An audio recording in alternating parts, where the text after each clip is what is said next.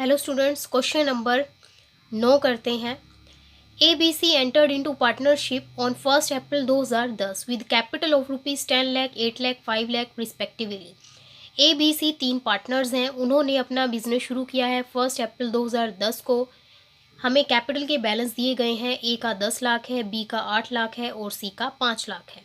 On 1 July 2010 B advanced rupees 2 lakh and on 1 December 2010 C advanced 1 lakh by way of loans to the firm। 1 July 2010 को B ने 2 लाख रुपए और 1 December 2010 को C ने 1 लाख रुपए firm को लोन दिया है।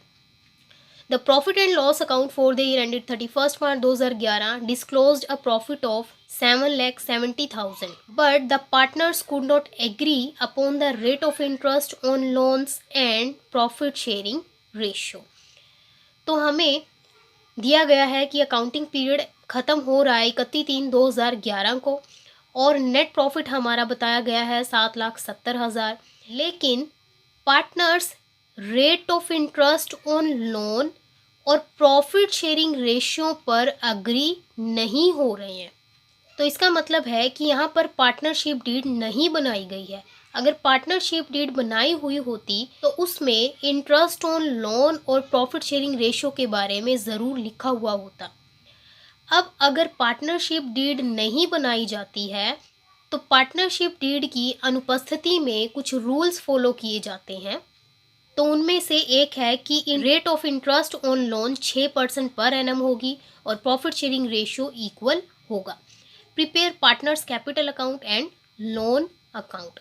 अब इस क्वेश्चन में हमें इंटरेस्ट ऑन लोन और प्रॉफिट शेयरिंग रेशियो के बारे में कुछ भी नहीं बोला गया है। तो ऐसे केस में हम वही नियम फॉलो करेंगे जो पार्टनरशिप डीड की अनुपस्थिति में फॉलो किए जाते हैं। अगर हम क्वेश्चन को ध्यान से देखते हैं तो बी ने जो लोन दिया है फर्म को वो 1 जुलाई 2010 को दिया है और हमारा अकाउंटिंग पीरियड ख़त्म हो रहा है 31/3/2011 को। तो बी का लोन फर्म में कितने महीने यूज़ किया गया है, तो जुलाई से लेकर हम मार्च तक काउंट कर लेंगे। तो जुलाई से लेके मार्च तक 9 महीने बनता है। मतलब हमें बी के लोन पर 9 महीने का ब्याज देना है। ऐसे ही सी का भी देख लेंगे। सी ने 1 दिसंबर 2010 को फर्म को लोन दिया है तो उसका लोन कितने महीने यूज़ किया गया है, दिसंबर से लेकर मार्च तक। अगर हम दिसंबर से लेकर मार्च तक टाइम काउंट करते हैं तो 4 महीने का इंटरेस्ट हम सी को देंगे। और जैसे कि हमें पता है कि interest on loan charge against profit होता है, एप्रोप्रिएशन ऑफ प्रॉफिट नहीं होता है, इसीलिए इंटरेस्ट ऑन लोन को हम प्रॉफिट एंड लॉस अकाउंट में शो करेंगे। में अकाउंटिंग पीरियड का एंड हो रहा है 31 मार्च 2011 में। तो प्रॉफिट हमें दिया गया है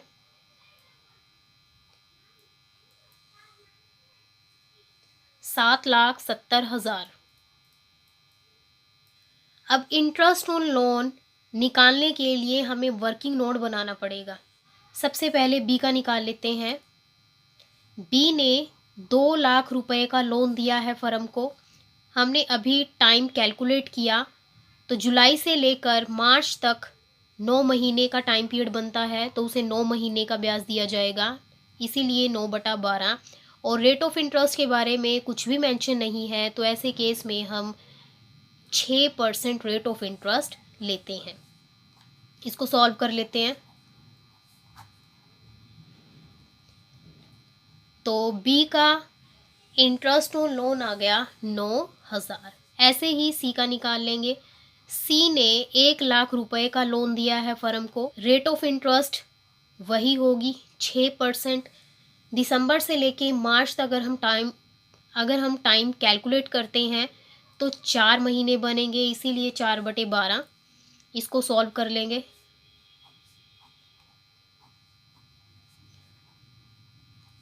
तो इन इंटरेस्ट ऑन लोन को हम प्रॉफिट एंड लॉस अकाउंट में शो करेंगे। Interest on loan. बी और सी, बी का है 9,000 और सी का है 2,000, इनका टोटल हम कॉलम में लिख लेंगे 11,000। तो प्रॉफिट एंड लॉस काउंट की हमें यही एक चीज़ दी गई थी और हमने उसको डेबिट साइड में नोट कर लिया है। अब हम इनका टोटल कर लेंगे। क्रेडिट साइड का टोटल है 7,70,000, डेबिट साइड का टोटल कम है तो इसका भी लिख लेंगे 7,70,000। क्रेडिट साइड के टोटल में से हम डेबिट साइड के टोटल को माइनस कर देंगे, तो ये जो हमारा बचा हुआ प्रॉफिट है 7,59,000, इसी को हम यहाँ प्रॉफिट एंड लॉस एप्रोप्रिएशन में क्रेडिट की तरफ ट्रांसफ़र कर लेंगे। इसीलिए यहाँ पे लिखेंगे profit transfer to profit and loss appropriation account. अब बनाएंगे profit and loss appropriation account. इस प्रॉफिट को हम यहाँ ट्रांसफ़र कर लेंगे बाय पीएल अकाउंट। ये प्रॉफिट कहाँ से आया है? प्रॉफिट एंड लॉस अकाउंट से आया है, इसलिए यहाँ लिखेंगे पीएल अकाउंट 7,59,000। क्वेश्चन में इंटरेस्ट ऑन लोन के अलावा हमें कुछ भी नहीं दिया गया है। इंटरेस्ट ऑन कैपिटल सैलरी, इसकी कोई इन्फॉर्मेशन नहीं है, तो इसीलिए इंटरेस्ट ऑन कैपिटल सैलरी को हम एप्रोप्रिएशन अकाउंट में नहीं लिख सकते। तो 7,59,000 जो हमारा प्रॉफिट है उसको हम उनके प्रॉफिट शेयरिंग रेशियो में डिवाइड कर लेंगे। अब उनका प्रॉफिट शेयरिंग रेशियो तो दिया ही नहीं है, तो ऐसे केस में हम प्रॉफिट शेयरिंग रेशियो मान लेते हैं इक्वली। इस प्रॉफिट को हम पार्टनर्स के बीच में बराबर बराबर बांट देंगे। To profit transfer to partners capital account A, B और सी। 7,59,000 तीन पार्टनर्स हैं तो इक्वली उनका रेशियो बनेगा 1:1:1, तो इसीलिए 1/3। इसको हम सॉल्व करेंगे। 253,000, बी के हिस्से भी यही आएगा 253,000 और सी के हिस्से भी सेम अमाउंट आएगी। Profit and loss appropriation account बन गया। अब हम बनाएंगे पार्टनर्स कैपिटल अकाउंट। तो पार्टनर्स कैपिटल अकाउंट को शुरू करने के लिए सबसे पहले हम दिए गए कैपिटल अकाउंट के बैलेंस को यहाँ ट्रांसफ़र करेंगे बाय बैलेंस ब्रॉट डाउन। तो क्वेश्चन में हमें ए, बी, सी तीनों के कैपिटल अकाउंट दिए गए हैं 10 लाख, 8 लाख और 5 लाख। उसको हम कैपिटल अकाउंट में ट्रांसफ़र कर लेंगे। 10 लाख, 8 लाख, 5 लाख। अब हम एप्रोप्रिएशन अकाउंट की चीज़ों को कैपिटल अकाउंट में ट्रांसफ़र करेंगे। क्रेडिट साइड की चीज़ों को डेबिट साइड में और डेबिट साइड की चीज़ों को क्रेडिट साइड में। तो इधर कोई भी आइटम नहीं है यहाँ पे ट्रांसफ़र करने के लिए और इधर सिर्फ एक है प्रॉफिट, तो इसीलिए हम इस प्रॉफिट को यहाँ पे ट्रांसफ़र कर लेंगे। तो by profit and loss appropriation account तीनों के हिस्से आया है 2,53,000। जो भी हमारे पास इंफॉर्मेशन थी वो सब हमने डाल ली है। अब हम कैपिटल अकाउंट का टोटल करेंगे। ए का बनेगा 12,53,000, बी का बनेगा 10,53,000, सी का बनेगा 7,53,000।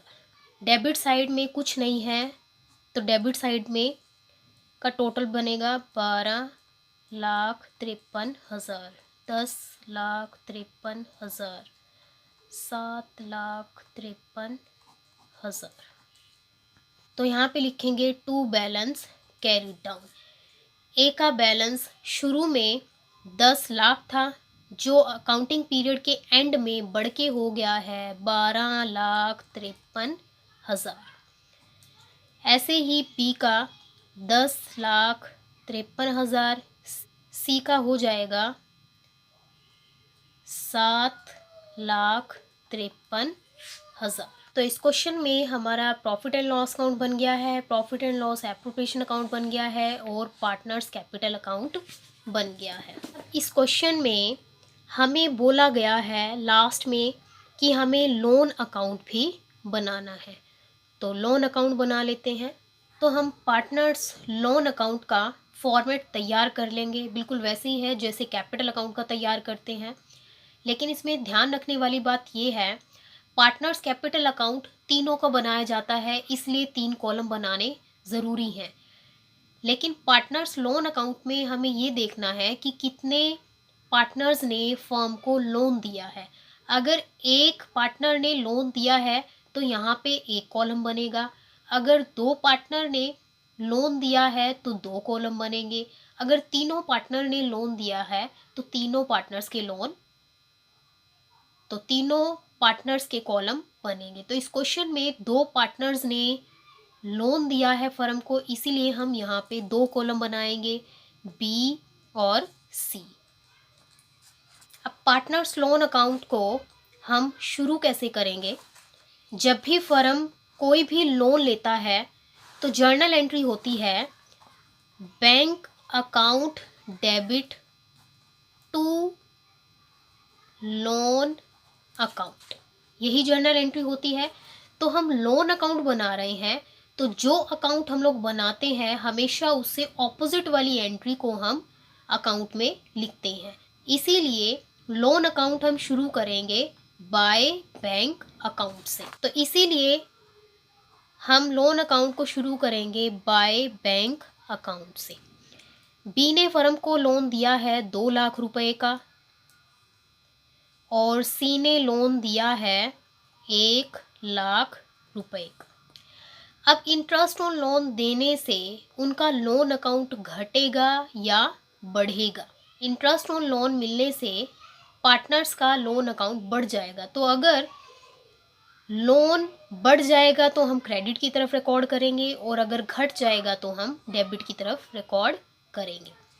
तो इसीलिए यहाँ पे हम लिखेंगे by interest on loan. B का इंटरेस्ट ऑन लोन है 9,000 और सी का है 2,000। बी का है 9,000 और सी का है 2,000। इनका टोटल कर लेंगे 2,09,000 और सी का आएगा 1,02,000।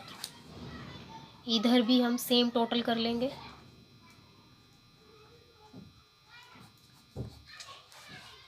यहाँ पे लिखेंगे टू बैलेंस कैरिड डाउन 2,09,000 1,02,000।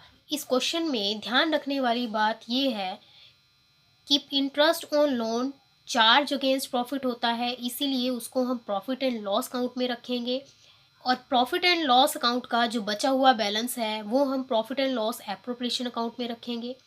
और जो पार्टनर्स कैपिटल अकाउंट है उस कैपिटल अकाउंट में सिर्फ और सिर्फ एप्रोप्रिएशन की चीज़ें ही आएंगी। प्रॉफिट एंड लॉस अकाउंट की जो चीज़ें हैं वो कैपिटल अकाउंट में कभी नहीं आती हैं, इसीलिए इंटरेस्ट ऑन लोन को हमने कैपिटल अकाउंट में नहीं लिखा। इसीलिए इंटरेस्ट ऑन लोन को पार्टनर्स लोन अकाउंट में लिखा जाता है।